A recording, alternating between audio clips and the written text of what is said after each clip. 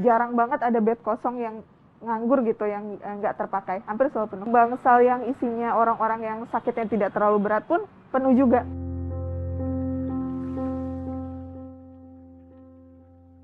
Beberapa bulan terakhir, flow pasien itu selalu banyak. Rate okupansi dari bed di rumah sakit itu betul-betul konstan. Jadi begitu ada pasien keluar, pasti bednya akan terisi lagi dengan pasien baru. Kalau di IGD satu hari ya, itu mungkin bisa 40-50 pasien baru. Belum termasuk yang sudah ada di IGD juga.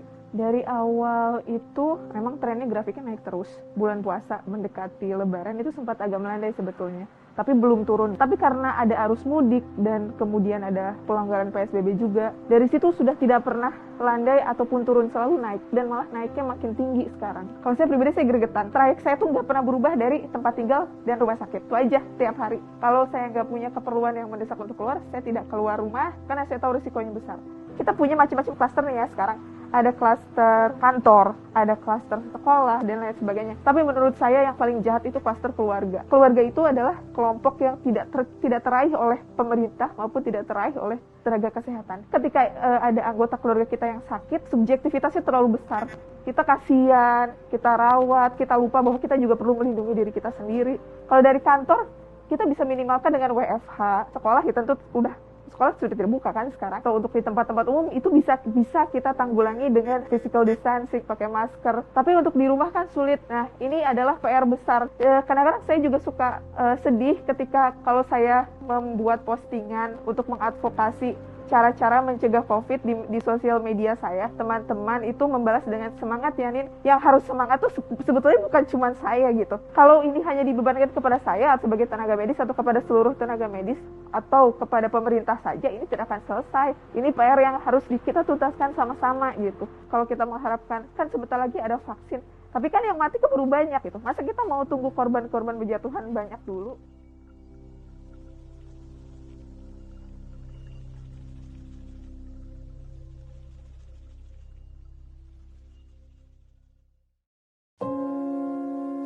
Kemarin malam saya menguburkan jenazah terinfeksi COVID-19 sampai 40 jenazah.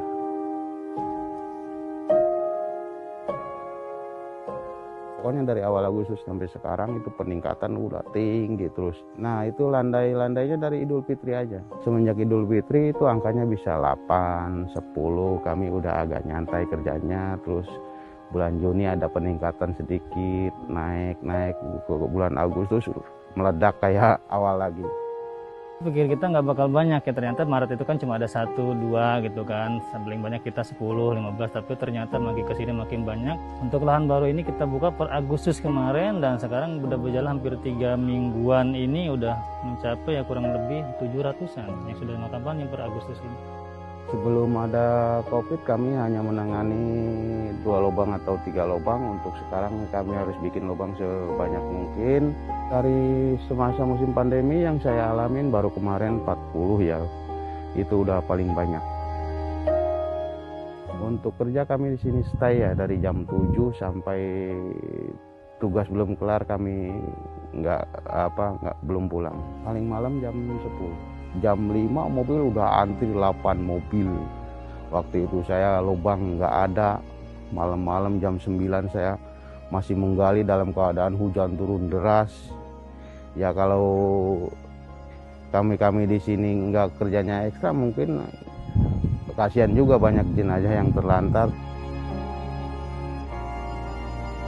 Di sini udah merasa lelah ya, menguburkan setiap hari angkanya bisa 30-40.